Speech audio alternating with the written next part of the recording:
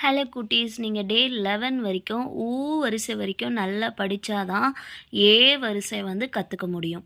So ஏ வரிசை வந்து ரொம்ப கவனமாக படிக்கணும். அப்போ தான் வந்து நல்ல மனசில் பதியும். இப்போது ஏ வரிசை போகலாம்.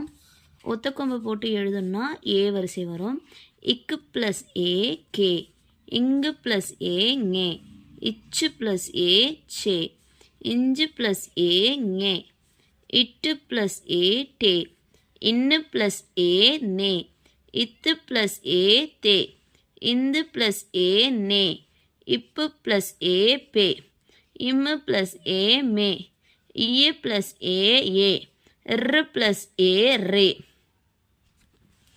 அடுத்தது இல்லு plus A Leh, இவ்வு plus A வே, இல்லு ப்ளஸ் ஏ லே, இல்லு ப்ளஸ் ஏ லே, இரு ப்ளஸ் ஏ ரே, இன்னு ப்ளஸ் ஏ நே. ஸோ இந்த எழுத்துக்கள், இந்த வரிசை மட்டும் நல்ல மனப்பாடம் பண்ணிட்டீங்கன்னா நிறைய எழுத்துக்களை கற்றுக்கலாம்.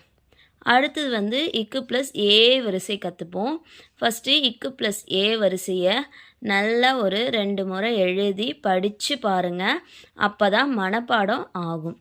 இதை வச்சு தான் நம்ம வந்து ஒரு எழுத்துக்களும் கூட்டி கூட்டி படிப்போம். அதனால் ஏ வரிசை ரொம்ப ரொம்ப தரவாக படிக்கணும்.